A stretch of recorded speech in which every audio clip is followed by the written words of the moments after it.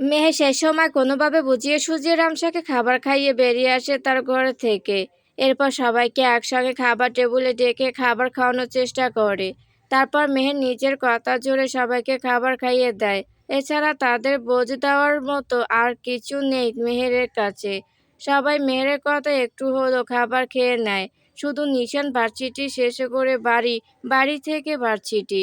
বাকি সময় কোথায় যেন উধাও হয়ে থাকে সে।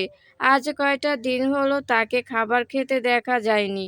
এশার নামাজ আদায় করে যখন মেহের খাবার সাজিয়ে গুছিয়ে টেবিলে রেখে ঘরে অপেক্ষা করে, তারও অনেক পরে নিশান বাড়ি ফিরে গোসল করে ফ্রেশ হয়ে নিজের বিছানায় মেহের পাশে ঘুমাতে যাবে। ঠিক সেই সময় মেহের নিশানের দিকে ঘুরে ফিরে তাকিয়ে বলল, খাবার খাবেন না আপনি?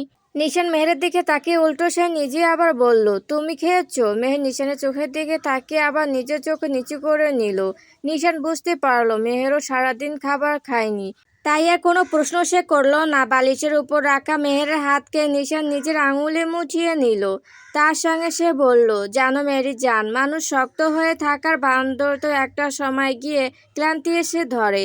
আমার আজকাল চিৎকার করে কান্না করতে ইচ্ছে করে, কিন্তু আমি পারি না। বুকের মধ্যে অনেক বড় একটা পাথর নিয়ে ঘুরছি এমন মনে হয় আমার।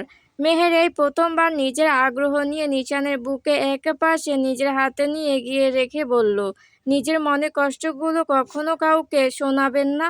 নিজের সুখের গল্পগুলো শোনাবেন? মানুষ তো কখনো কারো ভেতরে কষ্ট বুঝতে চায় না, ওরা শুধু উপরে সুখী থাকা মানুষদের বেশি পছন্দ করে। আমার মনে হয় হৃদয়ের সকল কষ্ট, দুঃখ, কান্না, ভালো লাগা, খারাপ লাগা, শুধু সবকিছু একজন মালিক জানেন। অথচ আমরা সুখের সময় তাকে ভুলে যাই, আর দুঃখের সময় অভিযোগ করি বসি তার কাছেই। আল্লাহ কখনোই নিরাশ হন না। খোদা তো তার পথ সবসময় খুলে রেখেছেন। খোদা সবসময় অপেক্ষায় থাকেন তার বান্দা যেন তার দিকে চোখ খুলে দেখে। সবাইকে সবকিছু না বলে বরং তার কাছে বলে দেখুন, তার কাছে ফরিয়াদ করে দেখুন। খুব তাড়াতাড়ি দুঃখের দিন শেষ হবে ইনশাআল্লাহ। একটা কথা বলবো, কিছু মনে না করলে? মেহেরের কথা নিশানের মুখে সামান্য মৃদু হাসি দেখা দিল। চোখের ভাষায় বুঝিয়ে দিল, হ্যাঁ সে বলতে পারে। মেহের নিশানকে জিজ্ঞেস করলো, সারাদিন কাজ শেষে কোথায় থাকেন আপনি না খেয়ে? নিশান মেহেরের দিকে তাকিয়ে তখন বলল, বিগত কয়েকদিন ধরে আমি কাউকে তালাশ করছি। আমার মনে হচ্ছে তিনি আমার খুব নিকটে, তবুও খুঁজে পাচ্ছি না। ভেতরে আমার প্রচুর শান্তির দরকার মেহের। কাশ আমাকে কেউ শক্ত করে জড়িয়ে ধরে মাথা হাতে বুলিয়ে দিয়ে বলতো, তোমার সঙ্গে আমি আছি সব সময়ের জন্য। মেহের নিশানকে আর কিছু জিজ্ঞেস করতে পারল না। নিজের বিছানা ছেড়ে উঠে দাঁড়ালো সে। তার সঙ্গে এও বলল, উঠুন খাবার খেয়ে নিন। নিশানও আর বাড়তি কথা না বাড়িয়ে সে উঠে দাঁড়ালো। মেহের খাবার প্লেট সাজিয়ে নিশানের সামনে এগিয়ে দিল। নিশান খাবার আগে মেহেরকে বলল, এখান থেকে খাবার খেয়ে নাও তুমিও। মেহের নিশানের দিকে তাকিয়ে রইল। হয়তো বা সে নিশানের থেকে একটু আলাদা কিছু আশা করেছিল, কিন্তু মেহের তা বুঝতে না তার ভান ধরে তার উত্তরে বলল, আমি খেয়ে নেব, আপনি খেয়ে নিন। আজকাল মেহেরের চোখের ভাষা বেশ ভালোই বুঝতে শিখেছে নিশান। সে নিজের হাতে এক লোকমা ভাত মেহেরের দিকে বাড়িয়ে দিল। মেহের খাবার আর নিশানের দিকে একবার তাকিয়ে দেখে নিল। এই মানুষ আর 6 মাস আগের মানুষটা কি এক, যাকে সে অপছন্দের তালিকায় রেখেছিল? আজ যেন সেই নাম মুছে যাচ্ছে সেই তালিকা থেকে। নিশান মেহেরের দিকে তাকিয়ে বলল, আমার হাতে খাবার খেলে হয়তো বা তোমার পেট ভরবে না, এর থেকে তুমি একা একা খেয়ে নাও। কথাটুকু বলে যখন হাতে নিচে নামিয়ে নেবে, মেহের নিশানের হাত ধরে তাকে থামিয়ে দিল। নিশান মেহেরকে খাওয়ানোর সঙ্গে নিজেও খেয়ে নিল। হাতে মুখ ধুয়ে যখন নিশান ঘরের চার দেয়ালের মাঝখানে দাঁড়িয়েছিল, মেহের তখন সবকিছু গুছিয়ে রেখে নিশানের দিকে ফিরে তাকালো। তারপর কিছু একটা মনে হতে মাথা চুলকিয়ে ফিরে গিয়ে নিশানকে শক্ত করে জড়িয়ে ধরল সে। নিশান আজ এই প্রথমবার মেহেরের কাছ থেকে তারই নিজে ইচ্ছায় কিছু পেল। সে আজকে বুঝতে পারল, কখনো ভালোবাসার জোর আর শরীরের শক্তি বাড়িয়ে পাওয়া যায় না। এই মিষ্টি মিষ্টি ভালোবাসা পেতে হলে নিজের মাথাকেও ঝুঁকিয়ে রাখতে হয় প্রিয়তমার কাছে। সময় আর দিন পরপর সংখ্যা মাত্র। দেখতে দেখতে যে আরও 2 মাস চলে গেছে, চোখের পলকে বোঝা মুশকিল ভারী। ওইদিকে মেহের আর তনিমা মাঝে মাঝে ডাক্তারের কাছে রামসাকে নিয়ে যায় চেক আপ করানোর জন্য। আস্তে আস্তে নির্জন চলে যাওয়া সবাই মেনে নিতে পারলেও নির্জন কারো মন ও স্মৃতি থেকে মুছে যায়নি একেবারেই। সে থাকবে সবসময় তাদের মনের মধ্যে। সবাই এই বিষয়টি মানতে পারলেও রামসা যেন এখনও নিজের মনকেই মানাতে পারেনি। কখনো সে নিজের যত্ন নেয় না, না ঠিক মতো খাওয়া দাওয়া করে। বাড়ির সবাই মিলে যতক্ষণে না খেয়াল করেছে ততক্ষণে সে খাওয়া দাওয়া করে না। আফসার সুলতান তো মেয়ের কাছে মাঝে মধ্যে সপ্তাহখানেক এসে থেকেও যায়। সামনে তারিফের এক্সাম, তাই তিনিও যেন মেয়েকে আর সময় দিতে পারছেন না। রামসার চেহারার দিকে কখনোই নিশান তাকিয়ে দেখে না। এখনও নিশান নিজেকে নিজের চোখে বড় অপরাধী মনে করে। তবে কখনো রামসার সঙ্গে নিশানের কথা হয়নি। নিশান তো আজকাল মসজিদে সময় কাটায়। আগে মদ ক্লাবে যে ছেলে রাত পার করত, এখন সেই ছেলে মসজিদের সিজদায় লুটিয়ে পড়ে কান্না করে। কারো মৃত্যুতে তাকে এভাবে পরিবর্তন করে দিয়ে চলে যাবে তা সে কখনোই বুঝে উঠতে পারেনি। তার তো এখনো নির্জনের বলা শেষ কথা তার কানে বাজে। নির্জন তাকে বলেছিল, ভাইয়া আমি ফিরে এসে বারান্দায় বসে তোমার কণ্ঠে কোরআন পড়া শুনবো। মনের মধ্যে তীব্র যন্ত্রণা খুলে বলার এই একমাত্র জায়গা মেহের তাকে সঠিকভাবে চিনিয়ে দিয়েছে। তবে মেয়েটা আজও জানে না যে তার পরপুরুষ আর আগের মানুষ নেই। সে এখন অন্য নিশান হয়ে গেছে, একদমই আলাদা। ওইদিকে রামসা মাস গড়িয়ে 8 মাসে পা রেখেছে। আজকাল শরীর তার সই দেয় না কিছু করতে। মাঝে মধ্যে রেগে যায়, তো একা একা কিছু একটা বলে হেসে উঠে। আবার ঘুমের ঘরে হাঁটাহাঁটি শুরু করে। একদিন বিকেলে তো নির্জনকে ডাকতে ডাকতে ঘরের সিঁড়ির কাছে সে চলে যায়। সে একটুর জন্য আলী তাকে বাঁচিয়ে নেয়। সময় তখন বিকেল হবে। আলী বহু ছোড়াছুড়ির কারণে সেই দিন বাড়িতে এসেছিল। এসে এমন কাণ্ডে বেশ খারাপ লাগে তার। মেয়েটা তার প্রিয় মানুষকে এখনো বলতে পারেনি এটা ভেবে। তাহের চৌধুরীর বেশে জোরাজুরিতে সে এসে সেই দিন 1 কাপ চা খেয়ে গিয়েছিল। যাওয়ার পথে আরও একটা ঘটনা ঘটে। তনিমার সঙ্গে না দেখে ধাক্কা লাগতে তনিমা তাকে বেশ কথা শোনায়, অথচ ছেলেটা একটা কথা জবাবও তনিমাকে দেয় না। চুপচাপ সরি বলে মাপ চেয়ে মাথা নিচু করে তনিমার কথা শুনে সেখান থেকে চলে যায়। এটা নিয়ে যেন আরও রাগ জমে উঠে তনিমার। এতগুলো কথা বলার পরও ছেলেটা তার সঙ্গে ঝগড়া করলো না, এটা আবার কেমন মানুষ। সেদিন তনিমা কেন জানি আলীর বিষয় ভেবে কাটিয়ে দেয় সারাদিন। আবারও পরে যখন দুবার আসে বাড়ি ফিরে, তখন আলী তনিমাকে দেখে না দেখার ভান করে, ইগনোর করে অন্য রাস্তা দিয়ে হাঁটতে শুরু করে। এটা দেখে আরও যেন রাগ উঠে তার মধ্যে। ছেলেটা এমন কেন বিরক্তকর। বাড়ির বড়দের সঙ্গে কথা বলা শেষ হলে চম্পট মারে বাড়ি থেকে। এই তো 2 শিয়াল আর মুরগির মাঝে মধ্যে এই করেই চলতে থাকে। সকাল 11টার দিকে যখন বাড়ির গার্ডেনে রামসা খালি পায়ে একা একা হাঁটাহাঁটি করছিল, সেই সময় রামসার চোখ আটকে পড়ে নিশান ও মেহেরের দিকে। আজকে শুক্রবার, দিনটা সবার কাছে আলাদাভাবে একটা শান্তি এনে দেয়।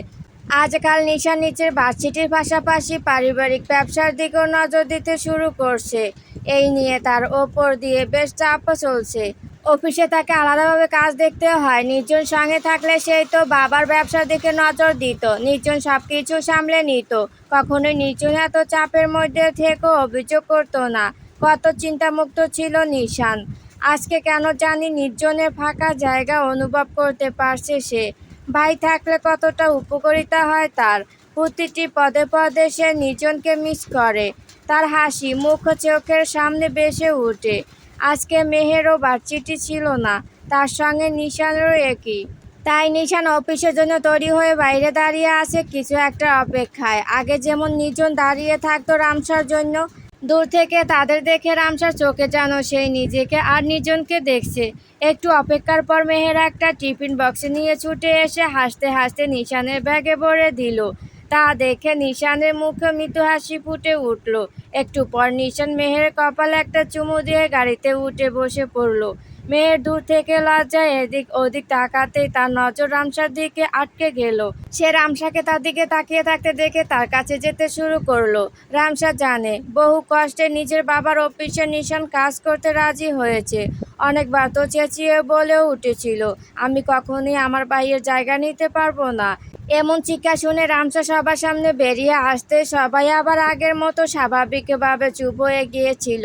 নিশান এটাও বলেছিল যদি সে তার ভাইয়ের জায়গায় বসে, তখন তার চোখের সামনে বারবার তার ভাইয়ের মুখটা ভেসে ওঠে। বাবা তাহের চৌধুরী অনেক রেগে গিয়ে বড় ছেলেকে সে সময় অনেক কথা শুনিয়ে দিয়েছিলেন। তিনি বলেছিলেন যে অনেক আড্ডা মস্তি করে ছোট ভাইয়ের উপর ঢাল ছেড়ে দিয়ে চলাফেরা করেছো, আর এখন ছোট ভাই নেই, বড় ছেলে তুমি। আমাদের দায়িত্ব এখন তোমাকে নিতে হবে। একটা কথার কিছু অংশের জন্য নিশান সে সময় আর বাবার দিকে তাকিয়ে মানা করতে পারেনি। সে বড়, তার মনে হলো আজকে না হয় বাবা তাহের চৌধুরীর আরও একটা ছেলে আছে। এখন তিনি সেই ছেলের উপর নির্ভর করছেন। তিনি তার বড় ছেলেকে বলছেন, আমাদের দায়িত্ব এখন তোমাকে নিতে হবে। এই কথাটুকু কত যে ভালো লেগেছে নিশানের, তা সে কাউকে বোঝাতে পারবে না। তারপর থেকে একটু শান্তির জন্য কাজ আর ভার্সিটিতে নিজেকে ব্যস্ত রাখে সে। বাকি সময় মসজিদ ও মেহেরকে নিয়ে কাটায়। সবকিছু ভুলে থাকার জন্য এটুকু তার জন্য যথেষ্ট ছিল। মেহের যখন রামসার কাছে আসলো, রামসা মেহেরকে দেখে একটু হেসে নিয়ে বলল, তোকে এইভাবে দেখার আমার খুব ইচ্ছা ছিল। আমার ছোট বোনটা এমন আবারও আগের তুলনায় আরো বেশি হাসি খুশি থাকুক। অনেক দোয়া তোর জন্য। বোনের কথা শুনে মেহেরও রামসার হাত ধরে টেনে নিয়ে যেতে যেতে বলল, অনেক হাঁটাহাঁটি করেছে, একটু আরাম করো চলো। আর আমিও চাই আমার আপু তার ছোট কপির সাথে হাসি খুশি থাকুক সব সময়। এমন কথা শুনে রামসা মেহেরকে জিজ্ঞেস করলো, কপি কে রে? রামসা হাঁটতে হাঁটতে বলল, তোর পেটে থাকা ছোট বিচ্ছু। রামসা হেসে রাগী ভঙ্গিমায় বলল, এই আমার বাচ্চাকে এমন নামে ডাকবি না, আজব নাম। কথাগুলো বলতে বলতে দুবোন বাড়ির ভেতরে ঢুকে গেল। দুপুর 12টার দিকে নিশান নিজের কাজ শেষ করে বাড়িতে এসে গোসল করে ফ্রেশ হয়ে বাবার সঙ্গে জুমার নামাজ আদায় করতে চলে যায়। মেহের, নাজিন বেগম, ফাতেমা সহ সবাই রান্নাঘরে ব্যস্ত। আজকাল দাদি গুলারা বেগম রামসার কাছে বেশি সময় কাটান, তাই তিনি তার ঘরে আছেন। তনিমাও সেই ঘরে বসে এক কোণে নিজের আপন মনে বই পড়তে থাকে। অনেক সময় যাওয়ার পর রামসা গোসল করতে বাথরুমে ঢুকে পড়ল। অপরদিকে বাড়ির রান্নাবান্না শেষ হতে খাবার টেবিলে সাজিয়ে রাখতে শুরু করে মেহের। খাবার সাজানোর পর এক গ্লাস ঠান্ডা পানি বসে খেতে শুরু করলো সে। অনেকটা সময় যেতে তাহের চৌধুরী ও নিশান নামাজ শেষ করে বাড়ির দরজায় পা রাখতে রামসার ঘর থেকে চিৎকার ভেসে আসলো। তার সোনা মারতো মেহেরের হাতে টেবিলে থাকা একটা কাঁচের গ্লাস পড়ে পড়ে ভেঙে যায়। সেদিকে না তাকিয়ে দেখলো না তারা। নিশান সহ সবাই রামসার ঘরের দিকে ছুটে যায়। রামসা বাথরুমের ওপারে বিকট চিৎকার আর আর্তনাদ করছে। আর দরজার সামনে দাঁড়িয়ে তনিমা ও দাদিগুলারা ধাক্কাধাক্কি আর কান্নাকাটি শুরু করে দিয়েছে। সবার ধারণা হয়েছে নিচে রামসা বাথরুমে পা পিছলে পড়ে গিয়েছে।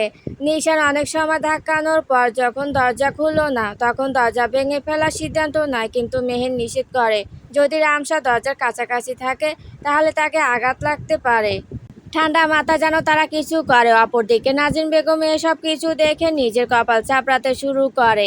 তাদের পরিবারে এসব কি হচ্ছে? নিশান সবার এমন চিল্লাচিল্লিতে নিজে রেগে গিয়ে এক প্রকার সবাইকে গর্জে উঠে চুপ করিয়ে দেয়।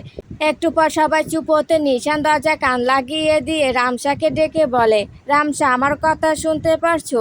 ওই পাশ থেকে রামসার ব্যথা কুকিয়ে ওঠার আওয়াজ ভেসে আসছে তাদের কানে। নিশান মাথা ঠান্ডা করে রামসাকে বলল, রামসা, তুমি কি দরজার সামনে আছো? যদি দরজার সামনে থাকো, কষ্ট করে ছিটকিনি খুলে দেওয়ার চেষ্টা করো। আর দূরে থাকলে বলো, আমরা সবাই এখানে আছি, ভয় পাবে না তুমি। রামসা অনেক কষ্টে বলল যে সে দরজার সামনে থেকে দূরে আছে। নিশান তা শুনে আর দেরি করলো না, দরজা ভেঙে ঢুকলো। ঢোকা মাত্র নিজের চোখ নিচু করে নিল সে। রামসার পরনে অল্প পরিমাণ কাপড় ছিল। ভাইয়ের বউকে এমন দেখে চোখ তো নিচু হবেই, এমন দেখে বেশ লজ্জা পেওয়াতে হয় তাকে। এসব দেখে তনিমা একটা ওড়না জড়িয়ে দেয় তার শরীরে। পুরো বাথরুম রক্তে লাল হয়ে আছে, মনে হচ্ছে একটা মানুষ রক্তের পুকুরে ডুবে আছে। রামসাকে ওড়না জড়ানো মাত্র নিশান তাকে কোলে উঠিয়ে নিয়ে বাইরে ছুটতে থাকে। বাইরে গিয়ে তারা গাড়িতে বসে হাসপাতালের উদ্দেশ্যে রওনা দেয়। তাদের বুঝতে বাকি থাকে না রামসা সত্যি সত্যি বাথরুমে পড়ে গিয়েছিল। গল্পটি যদি ভালো লাগে আপনাদের লাইক ও সাবস্ক্রাইব করে পাশে থাকবেন প্রিয় বন্ধুরা।